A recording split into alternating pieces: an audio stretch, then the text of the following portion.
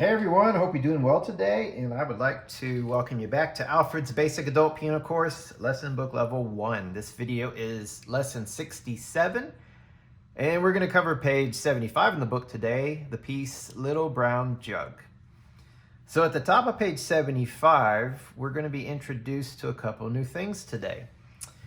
Two pink boxes there at the top. On the top left, we've got an eighth rest, and an eighth rest means rest for the value of an eighth note. So as a review, when you see a rest in a piece of music, it means silence. It doesn't necessarily mean both hands will have silence at the same time, but maybe one hand will remain silent while the other hand plays. And that's often the case, and that would be the case in this piece today. But more specifically, an eighth rest is just like an eighth note in terms of how long you rest for. So if you remember, an eighth note is half a beat. And when we deal with eighth notes, we count 1 and 2 and 3 and 4 and. So we're breaking up those beats into halves. So no different with an eighth rest, it's just for half a beat, you'll have silence. Now, if you look at Little Brown Jug, we have a pickup measure. I'm not sure we've seen this before, but the pickup measure is only half a beat. So it's in 4/4 time, and the right hand is playing an eighth note while the left hand is resting. So all that means is that in that first pickup measure, while your right hand plays a note, your left hand is not. At the end of the second line, there's an eighth rest actually in both hands. And sometimes rests do a little bit more than just provide silence in the music. And so I'll get to that. I'll explain a little bit more of that when we get to that a little bit later when we actually get into our piece. But for now, all you need to know is an eighth rest is half a beat. And it looks just like, I'm sorry, it's half a beat. And there is the symbol for what it looks like there in the first pink box. Now going over to the right, in the right pink box, we have an accent sign. So an accent sign kind of looks like a greater than symbol. If you're familiar with greater than symbols in math, they will appear above or below the note, just like staccato appears above or below the note. So an accent sign, it says here, means play with special emphasis. So notice the word emphasis is in all caps with an exclamation mark, so that kind of gives a clue as to an accent is played. So I like to think of an accent sort of like a hammer striking a nail. That's kind of like what you'll do on the keyboard. Now, it won't be quite so bangy, but it's kind of a similar analogy. A staccato was very short. So an accent, if it's over a quarter note, it won't be short like that, but it'll be kind of punched a little bit, like I said, a hammer striking a nail. So it gives it that little bit of a strike. So it's a little more than just playing loud. The way you hit the key kind of gives it this strike, this extra punch. And so that's the special emphasis that they're referring to. We'll see plenty of accents throughout Little Brown Jug, so we'll talk about those as we get into the piece, which we'll do now. All right, so with any piece, I like to start with just one hand at a time. So I'm going to start with the right hand. And before I get to details like staccato and accent, I kind of like to look at the notes first. So I'm going to do a little bit of that first. So we already talked about the time signatures, 4/4 time. Look at the key signature. You have 1 flat. Now we are in the key of F. You don't need to know that to know that 1 flat is a B flat. Anytime you see a piece of music that has 1 flat, that 1 flat will always be B flat. So just keep that in mind, that all the B's you come across in this piece are going to be flat. All right, so let's look at our first note in our hand position. So our first note is C above middle C up here, and it is with the 3rd finger. Now I mentioned that that's an eighth note, so when you do the counting, that is going to be on the and of beat 4. So when you have a pickup measure, it's actually a pretty good way to set the tempo, because you can count out that measure and then come in on your eighth note. So for example, that'd be 1 and 2 and 3 and 4 and then beat 1 for your next measure.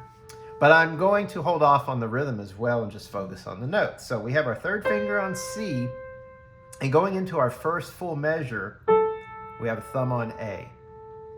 And we're going back to C. And then on beat 3, we're playing the A and the C together. So obviously that'll be the same fingering you just used.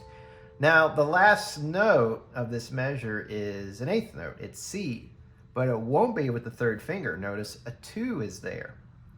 So if that happens, there has to be a reason why we're moving it to 2. And the reason is the notes in the next measure are going to be easier to get to. So you want to make sure that 2 goes over to the C, and now into our second measure, that puts our thumb on B. Oops, see what I did there? It's B flat. So be careful about that. 2 on C. Notice my thumb was way down here on the B key. So if you can play a little higher up, that puts your thumb closer to B flat. Now you don't have to, but it does make it a little bit easier. All right, so that thumb is on B flat, and that's beat 1 of the second measure. That puts our third finger on D, on beat 2, and then on beat 3, we have B flat and D together. So keep the same fingering, 1 on B flat and 3 on D. Finally, we have a D eighth note, so just keep your third finger there. In the third measure, we have B flat and E. That's the thumb on B flat and the fourth finger on E.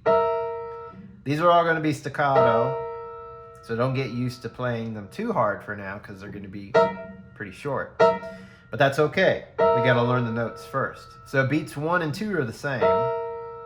Beat 3, it's a B flat and a D. So that should be 1 and 3 for the fingering. And beat 4, we're going back to B flat and E. So the thumb is on B flat that entire measure. And only beat 3 is different with the third finger going to a D. So that third measure is this. Now comes the challenging measure, the last measure of this line. Your thumb is going to kind of slip down to A, right here, and your fifth finger should be about or around F. So we've got A and F. Now, 1 and 5, keep that locked because you're going to use 1 and 5 for beats 2 and 3. Beats 2, you're going to go up to B flat and G. And then finally on beat 3, you're going to go to C and A. See how that works? So it's the same fingering and roughly the same distance between the notes. So again, that's A and F, B flat and G, C and A. And there's our first accent on the C and A, but I'll hold off onto that for that a little bit later. The beats 1 and 2 will be staccato. Staccato makes this fingering easier. So it's not smooth fingering, but we're not playing smoothly here. We're playing staccato. So notice how when I pop off with staccato, I can, pop off with those fingers and land on those using those same fingers on beat 2. Again for beat 3. Again, I'll highlight that more later. So that is the first line. Going to the second line, our thumb is going to drop down to A. And then we're going to have our third finger on C. Then you're going to have A and C together. So this is kind of a repeat of the first line. Now we're going to have our second finger come up to C. In the second measure, thumb on B flat, 3 on D, and then B flat and D together. Keep the third finger on the D for this eighth note. And our third measure, it's just like the third measure on the first line, B flat and E with 1 and 4. And then beat 3, it goes to B flat and D. And then back to B flat and E. Now the last measure is different than the first line. You're still on B flat with your thumb, but your 5 is going to come up to G. with 1 and 5. Keep the 1 and 5 and come down to A and F on beat 2. And then play A and F again on beat 3 and 4. And so you're going to have a little 8th rest there on the and of beat 4. I said earlier that most of the time, you know, the rests are strictly for silence, but not always. Sometimes, depending on the composer or arranger, especially for singers, a rest can be used as an opportunity to breathe. But in a way that can happen for a pianist. Again, it depends on who's publishing, who's arranging or composing. I feel like the rest right here is used to kind of set up for the right hand. Because when you go to the 3rd line, the right hand has to jump up to A, and it's going to strike it with the accent. So maybe I'm overreaching here, but I feel like that little rest can help give us just a little more time to get there in time. So they didn't have to, create a dotted a dotted quarter note at the end of the 2nd line. They could have made it a half note and then you just jump. It would have made it a little bit harder. So I believe maybe that rest is put there to give maybe a little breath in the music and to also help the pianists get there a little bit easier. So when you go to the 3rd line, you're here at the end of the 2nd line, you're going to jump up, and it's the 5th finger is going to hit that A. It's going to be forte and with an accent. So get used to this pinky being strong. But let's just look at the notes for now. So beat 2, 3rd finger on F. And then beat 3 and 4, your thumb is on C for 2 counts. In the 2nd measure, take that thumb and hop over to B flat. And then on beat 2, 3 on D. And then on beat 3 and 4, the B flat and D together. Now measure 3 is very similar to the first 2 lines on measure 3, except the first quarter note is now divided into 2 8th notes. So you're gonna have to play this B flat and E a little bit faster than you've been playing. They're 8th notes, so. But it's the same fingering, 1 on B flat, 4 on E. And then you have a quarter note on beat 2. Go to B flat and D on beat 3. Back to B flat and E. And then the last measure, your thumb's on A, 5 on F. Keep that locked position of 1 and 5 as you come up to B flat and G. And then once again up to C and A. Now right here, keep the 5 on A, because when you go down to the bottom line, you've got 5 on A. And then you've got 3 on F. And thumb should be on C. So at the end of the 3rd line, you've got a C and an A together. So really don't move your thumb either, because when you go down to the 4th line, your thumb is going to hit that C on beat 3 and 4 on the 1st measure. So again, the 4th line, 1st measure, 5 on A, 3 on F, thumb on C. So don't go far with your hand position because it's right there. 2nd measure, that thumb's got to jump to B flat. That puts 3 on D. So when you go to the B flat, make sure it's not 2 on D. Now you could play B flat and D with 1 and 2, but now it's going to mess up our fingering in measures 3 and 4. So keep it consistent like you've done throughout the piece. 1 on B flat, 3 on D, and then B flat and D together with 1 and 3. So measure 3 on this line is just like measure 3 in the other lines, B flat and E with 1 and 4.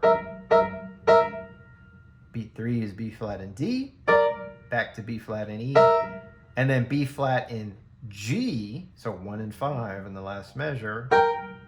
Keep it locked on 1 and 5 as you come down to A and F.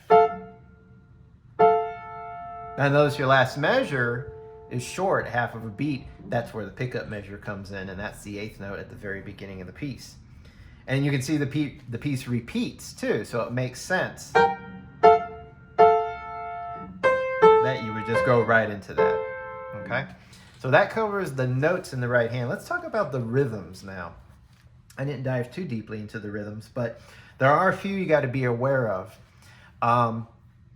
First off, the pickup measure, as we talked about earlier, is just an eighth note. So if I'm counting this piece off, I'm going to go pretty slow for now. 1 and 2 and 3 and 4 and 1 and 2.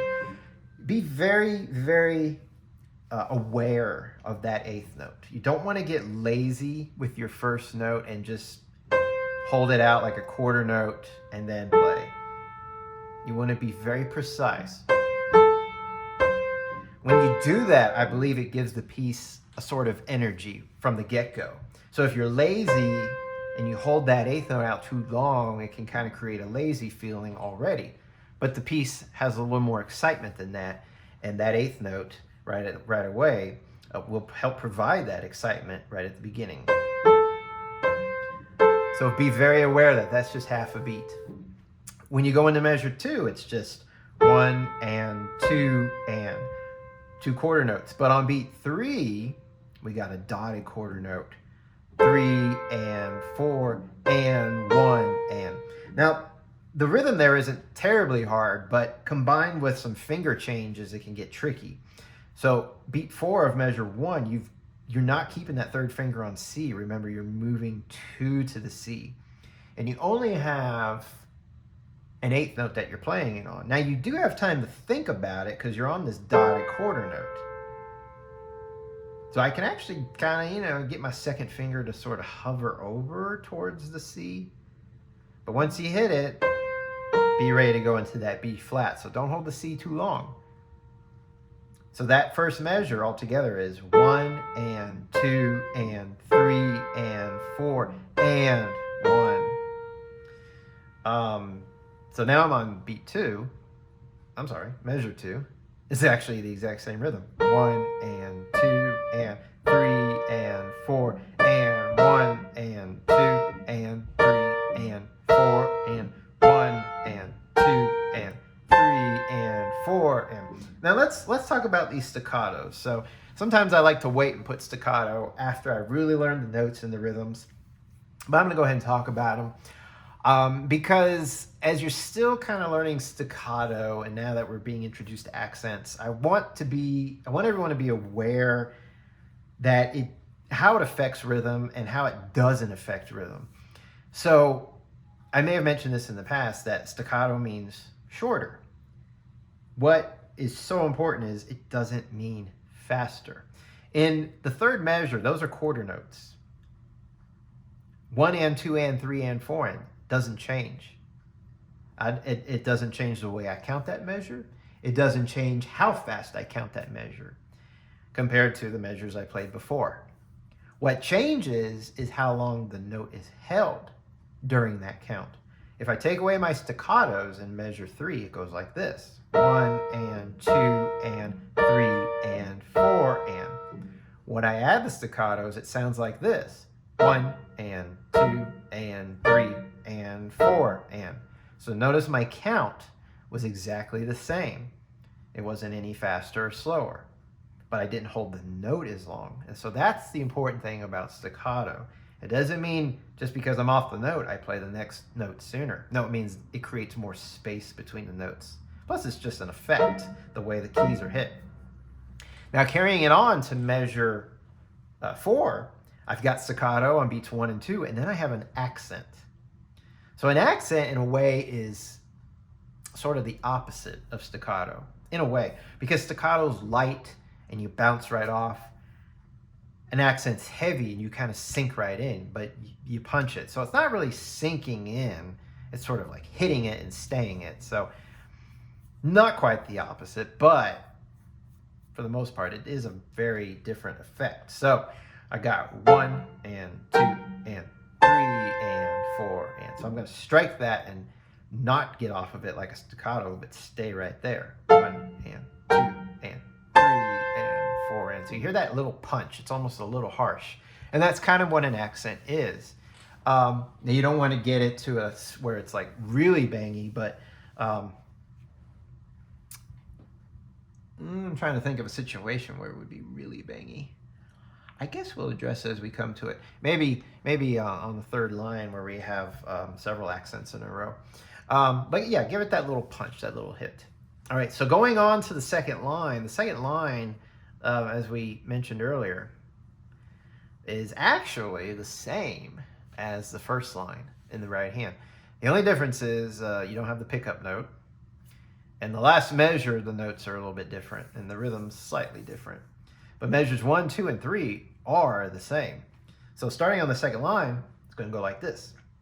1 and 2 and 3 and 4 and 1 and 2 and 3 and 4 and 1 and 2 and 3 and 4 and 1 and 2 and 3 and 4 and. When I said and, I popped off. And that's very important. I want you to get used to not being lazy on the 8th note either. Now when you pop off, like I said, you can go ahead and be moving to the 3rd line to this 5th finger on the A. So again, the only difference between the last two measures on each, or excuse me, the last measure on the first 2 lines is the notes are different, yes, but the rhythms are almost the same. The only difference is the rhythm on the second line. Like I said, it's a little shorter because of the 8th rest. Also notice there's no accent there, so you're just going to go 1 and 2 and 3 and 4. So you're not really going to strike it like you would an accent. So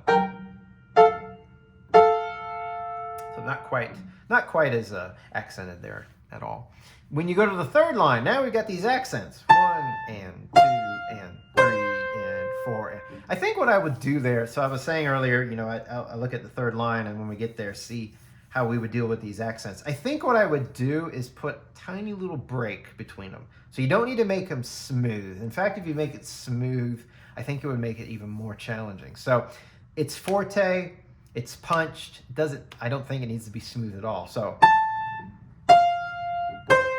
it's not staccato, it's not this. You hear the difference? And you can have forte staccato, that does exist. But I don't want that, I want accents. But you see, I still put a little break between it, but it's just very little. And that helps give each note an accent. If you did it smooth, you could do it, and it doesn't feel quite as comfortable in my hand. See, with an accent, if I put those little breaks there, I can use more of the arm, and that actually gives it a little more strength. Now, again, as you come off the keys, that gets a little bit harder to do, right? Because you're coming off and it's like, oh, where's my 3rd finger? Whereas I stay close, my 3rd finger's there. And you remember I said earlier, well, we'll get to that on the 4th line. I said stay close to the keys. So I would do that when you learn the notes. So again, you may not want to do the accents first. You may want to just learn these notes, and then as you feel comfortable, like you've got those notes learned, then you can start getting off the keys. And that's why I like to do staccato and accents and things like that later on. Because once I've learned the notes, you know, then I feel like I can come off the keys a little bit more. All right, so we're on the 3rd line. So the rhythm there is pretty basic. It's just adding these accents. 1 and 2 and 3 and 4 and 1 and 2 and 3 and 4 and. So the same thing on the 2nd measure. Punch each of those. But then in the 3rd measure, we're right to staccato. 1 and 2 and 3 and 4 and. So be careful, yeah, with the counting there.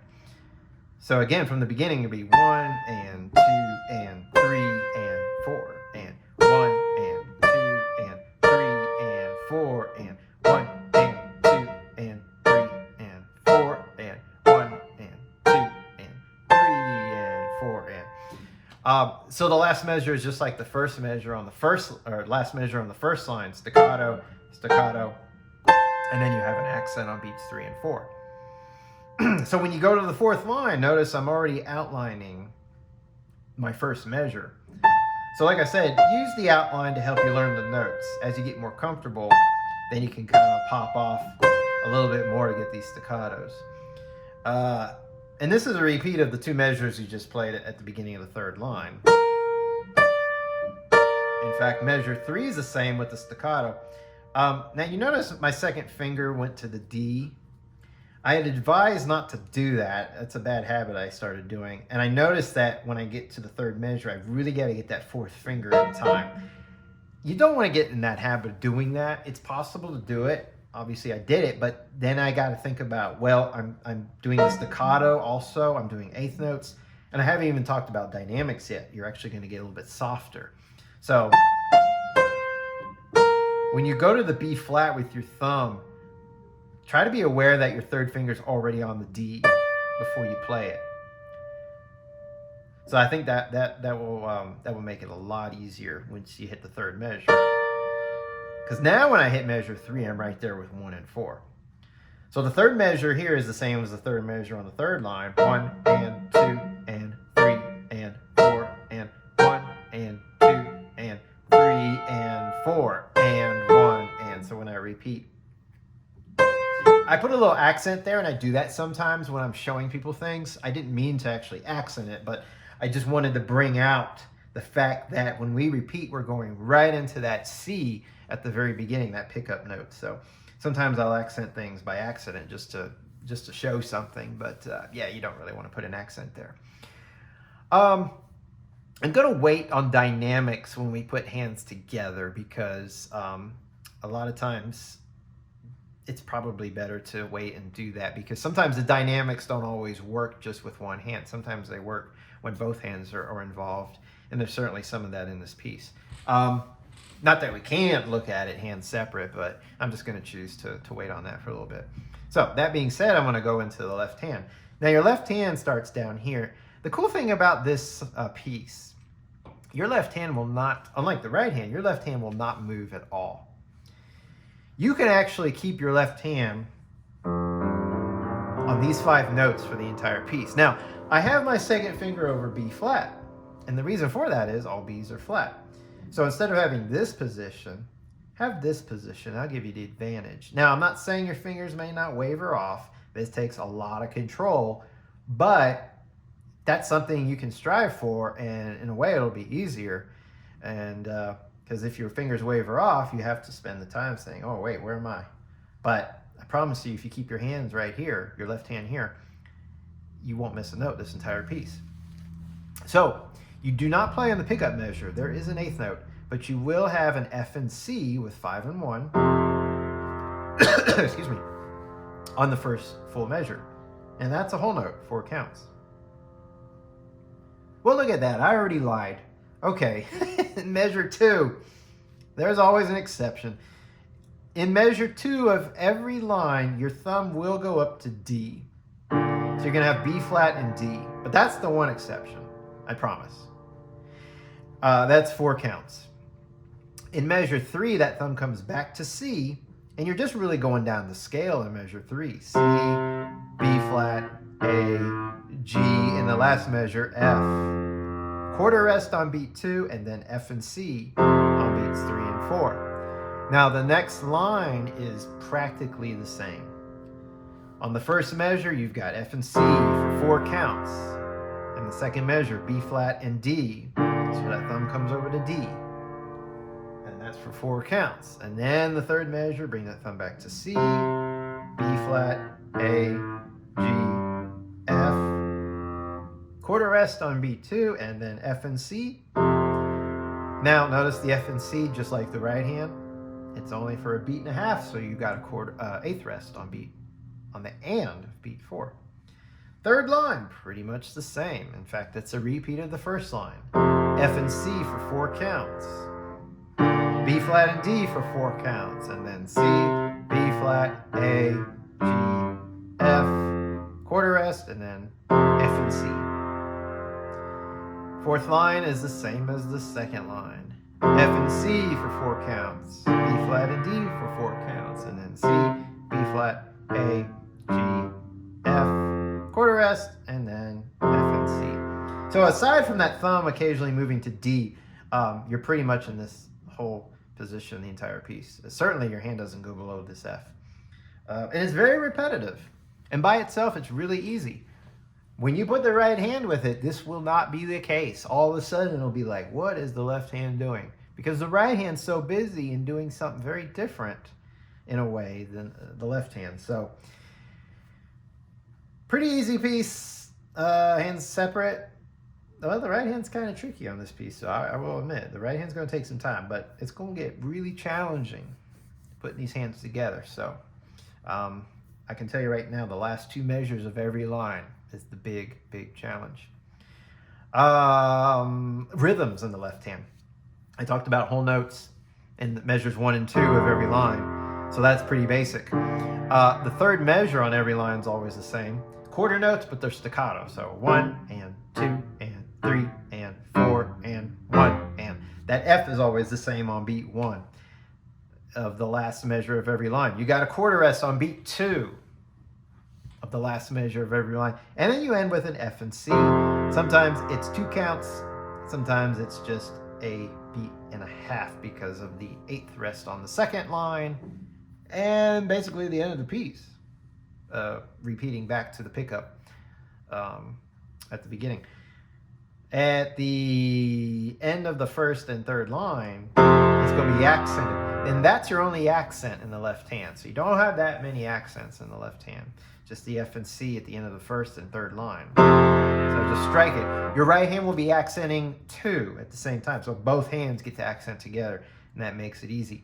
Both hands are also doing staccato at the same time, so there's that at least.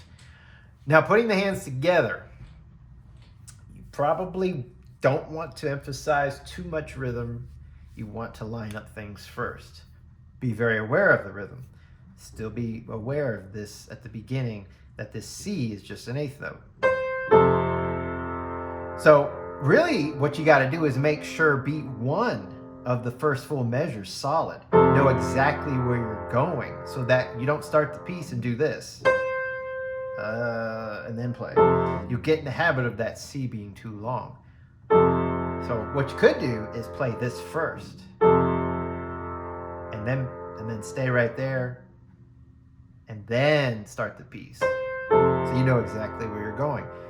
That's always good to know. I always talk about know where you're going, so you don't hurt the rhythm of the note before it. You're not on it too long. So in the first measure, the left hand kind of hangs out. Just like the pickup note we did a second ago, going into this next measure is going to be tricky. You got to know this. You got to know where you're going, measure 2. Remember the D with the thumb in the left hand. You do have B flats in both hands, so that's good.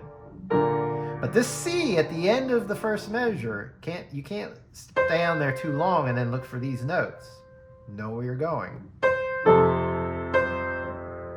so that this rhythm works like that. And when you count this, it would be 1 and 2 and 3 and 4 and 1 and 2 and 3 and 4 and 1 and 2 and 3 and 4 and 1. So again, the end of the second measure, know where you're going. Now, it's not just notes on the third measure. You've got to be ready to staccato. It is in both hands. Now, this is where it gets tricky. And if it is too tricky to staccato, learn it this way first. Slow. Line up everything. It's good to hold notes because you get a feel for the note you're learning. When you're staccato, you're barely on it. So that's why you add staccato later if you have to. But the right hand has this pattern. It just kind of stays in the same place where your left hand is not. It's walking down. They're easy by themselves, but together it's 2 different things. The windshield wipers are not going in the same direction on the car. So you have to do it slow, and like I said, you may not want to do staccato. You may have to hold it out, and that's okay. When you get to the last measure, so that's on beat 1, and it's also staccato, but beat 2 is just the right hand. And remember, that's that 1 and 5 that hops up. And then when you get to beats 3 and 4, strike it, because that's the accent in both hands. Now, when you go to the second line, your left hand's already on the notes, F and C, but your right hand's got to jump to thumb on A. And at this point, you're repeating what you did on the first line. 1 and 2 and 3 and 4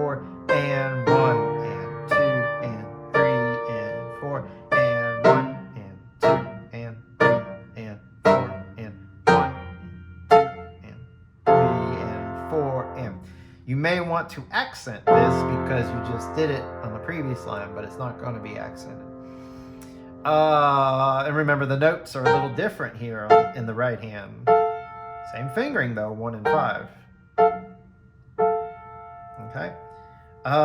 Going on to the third line. So again, your left hand's already on the notes you're going to play. Your right hand's going to hop up. Now remember, you've got this 8th rest.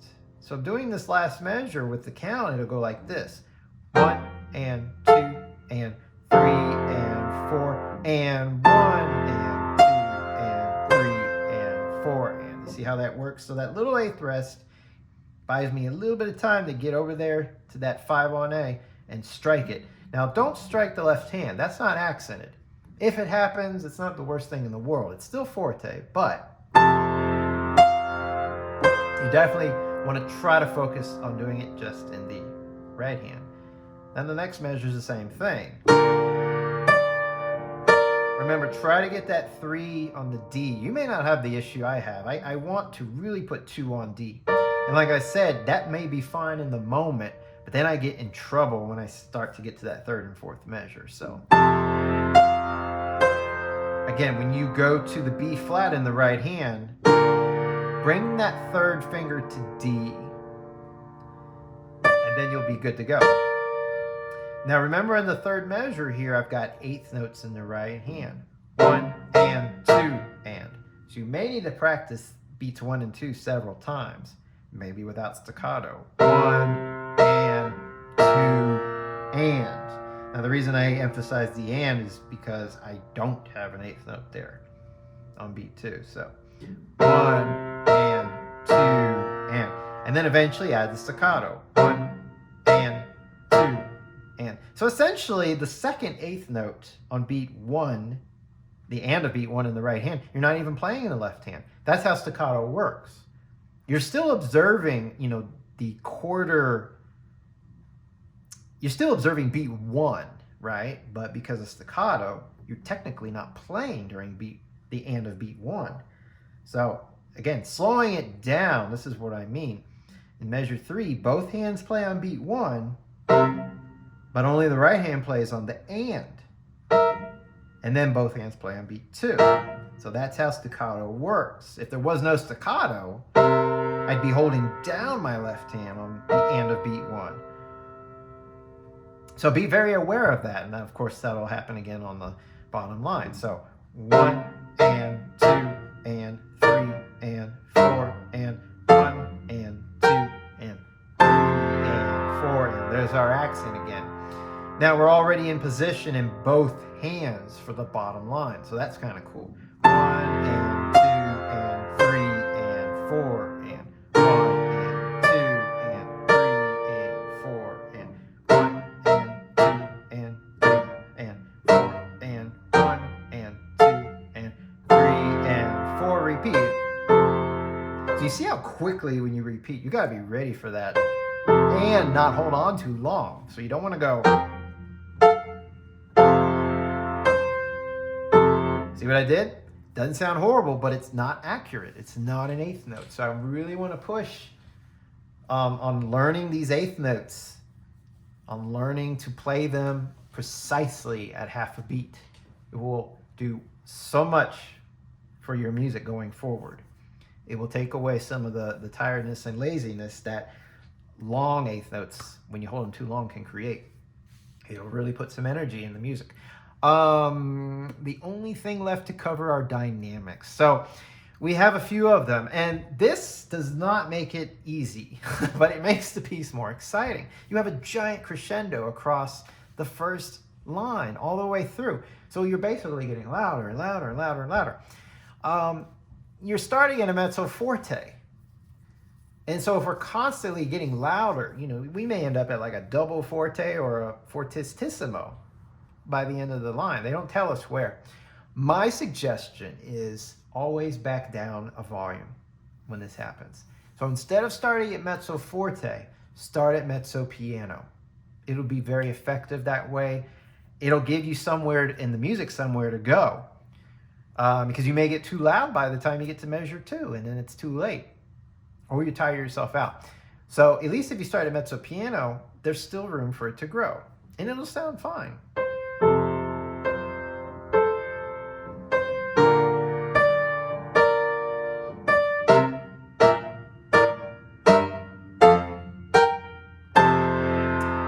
And if you do it at mezzo piano, you can kind of organize yourself in a way that the first full measure is mezzo piano, the second measure is mezzo forte, measure 3 is forte, and then the last measure is a double forte or fortissimo.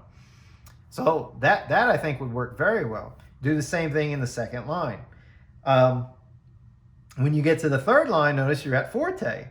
And you've got these accents. But when you get to measure 3, you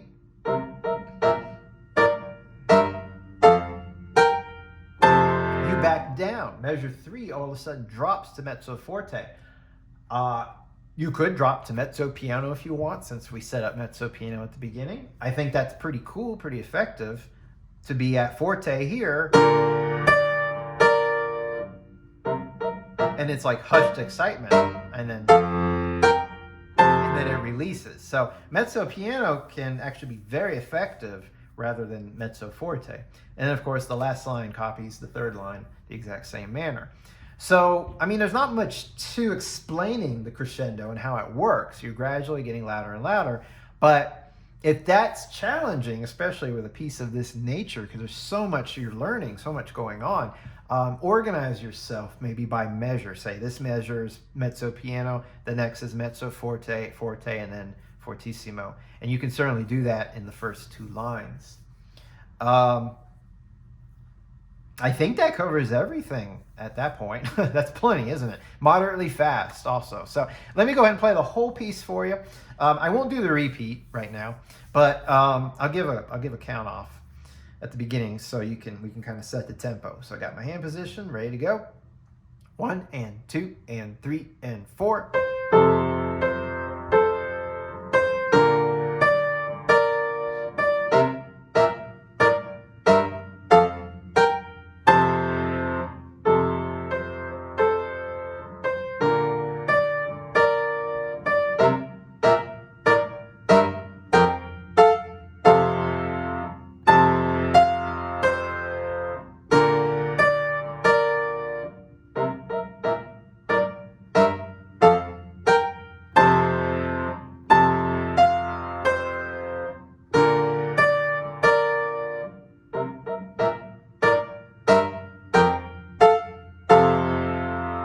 And there it is. All right, so a lot to learn in this piece. If you don't get it up to that tempo, that's fine. The one thing I ask is that people at least learn the notes and the rhythms and all those other little details. Speed really is, something where, speed is the last thing we pretty much learn. So you got to learn everything else at a slow tempo. And then once you put that all together, then you slowly work on getting it faster and faster. Now, if it's a piece you don't love, if it's a piece that, like I mentioned when I introduced this book, if this is a piece that is not your favorite and you just really wish you could just skip it, don't skip it. You're learning the 8th thrust today. You're learning the accent sign. We're doing a lot with staccato. There's so many great things in this piece to learn that will help you going forward. So please don't skip this piece. However, if you don't want to take the time to learn it fast, that's okay. Because in my opinion, learning it fast and up to speed is basically getting ready to perform it. But as long as you've learned all these other concepts and things, I think you'll be in really good shape. Now, some people will say, well, you got to learn it fast. You got to learn how to do these concepts fast in order to truly learn them. I won't disagree with that. If you want to push through and learn it fast too, that is great. Yes, you will be even that much better. However, I don't believe that you need to stay on this piece and torture yourself if you're not getting it up to speed. I believe in still learning to have fun or knowing that that we're having fun in addition to working hard. So hopefully that makes sense to you. And like I said, don't skip the piece. Do learn all the concepts. But again, if you don't want to learn it up to the moderately fast tempo, I think you'll still be okay. All right, I wish you all the best, and I look forward to seeing you all in the next lesson.